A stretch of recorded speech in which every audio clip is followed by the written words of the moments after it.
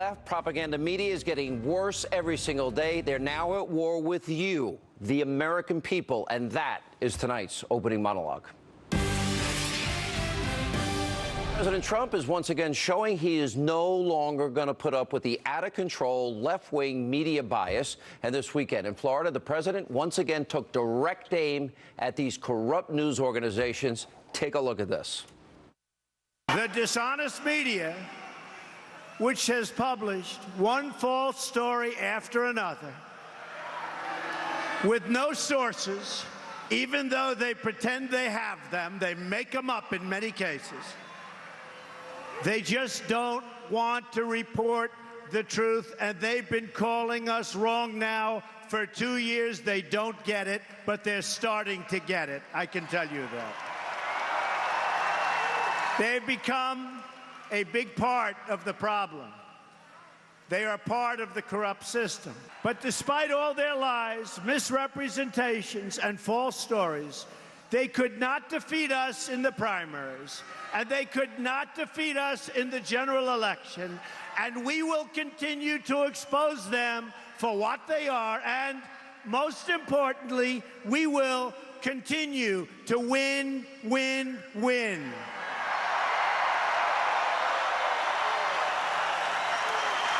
We are not going to let the fake news tell us what to do, how to live, or what to believe. We are free and independent people, and we will make our own choices. So the alt-left propaganda media and their response so pathetically predictable. Let's take a sneak look. Trump's attacks on the American press as enemies of the American people are more treacherous than Richard Nixon's attacks on the press. Nixon's attacks on the press were largely in private.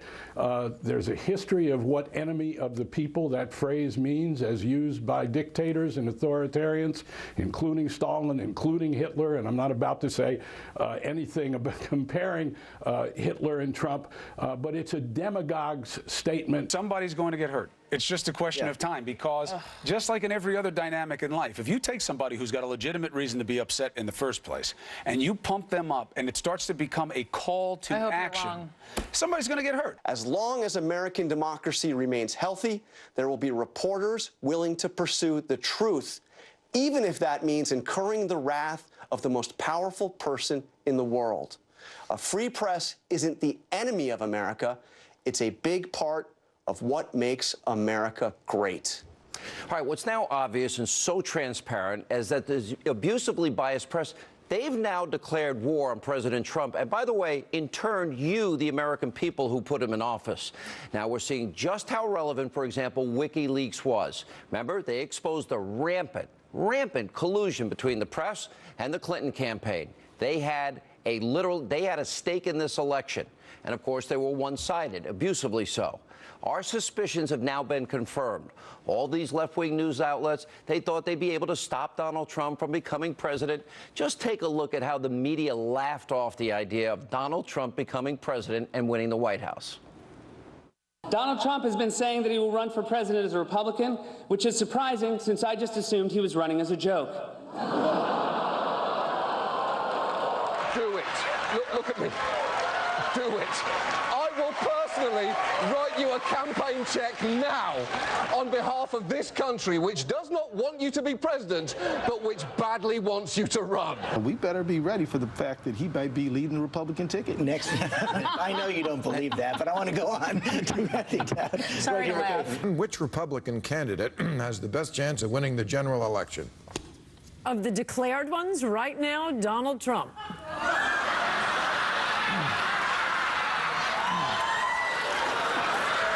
So instead of admitting they were wrong, these media outlets, they have now doubled down on their attacks against President Trump. Now, let me explain. Let me give a little history lesson. Remember back in 2007, 2008, the media never vetted President Barack Obama and his radical, ideological left-wing agenda. They didn't talk about Frank Marshall Davis, Acorn, being an Alinsky disciple.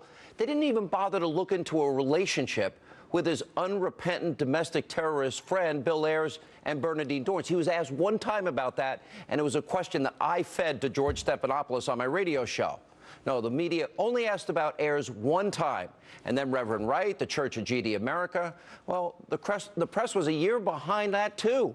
And they barely covered the story. And if it was Donald Trump, you know it would be different. The media didn't want to report on Barack Obama's radical associations. We did on this program. Then Obama became president. All right, he's in there 8 years. The media didn't go anywhere near his real record on the economy. We were not afraid on this show to give you the real numbers. For example, millions more out of the labor force, millions more living in poverty, millions more on food stamps, and Obama accumulated more debt than every other president before him combined. When President Trump talks about inheriting a mess, those numbers are the ones he's referring to. And then there's Hillary Clinton. WikiLeaks. They exposed just how in bed the media was with her. Just take a look at all the media outlets that, for example, RSVP'd to the 2015 dinner, allegedly at John Podesta's house. It's all the major media outlets except for Fox News. And on election night, remember after Donald Trump won, it was like a funeral at every one of these networks. Even Martha Raddatz, who hosted a debate, she was crying. Watch this. That's a pretty extraordinary thing to say. If you have a son in the Marine Corps and that you don't trust the commander-in-chief. The people in the military defend the Constitution. America is crying tonight. I'm not sure how much of America, but a very, very significant portion, and I mean literally crying. I've gotten texts from a college campus about a dorm that's just in tears. This was a white lash. This was a white lash against a changing country. It was a white lash against a black president in part. And that's the part where the pain comes. I'm still having a hard time getting myself used to standing on this earth right now. This is a different earth today than it was 24 hours ago. Martha Raddatz crying? Really? A white lash? I guess everybody that voted for Trump is racist? That is how abusively biased the media in this country is. So here's where we are today. Has this abusively biased media changed? Have they learned anything? Have they apologized for their collusion, their misreporting? Absolutely not. And worse, you look at what they're doing now. They're ignoring President Trump's accomplishments, which we will go over tonight in 30 days. Now, they're never going to tell you, the American people, the truth. They have a clear radical left-wing agenda. And by the way, they're also lazy.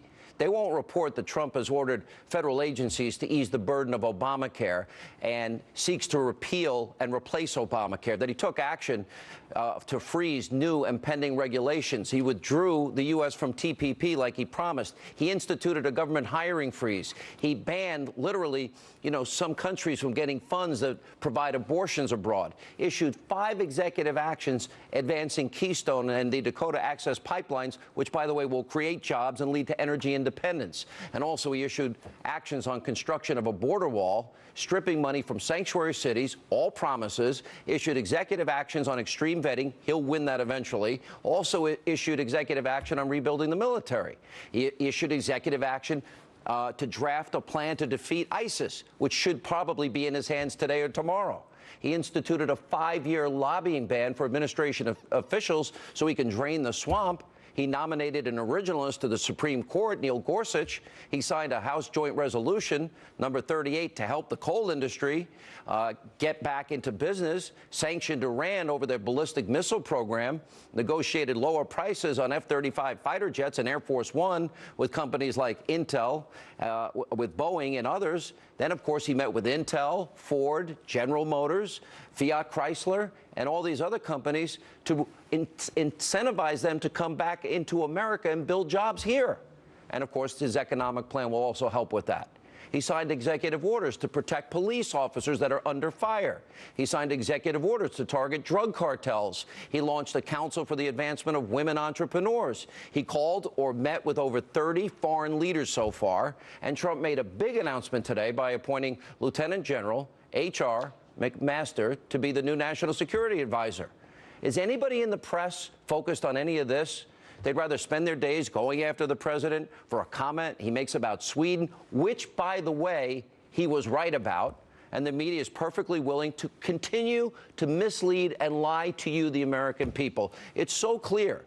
They are collectively, the news media, at war with the president because their little egos are bruised and they have been exposed. And they're waging this battle by focusing in on superfluous, non-important issues, citing unnamed sources. And the press has called this president every name in the book. Are they inciting violence by calling him racist, anti-Semitic, homophobic, a sexist, a liar, even a dictator?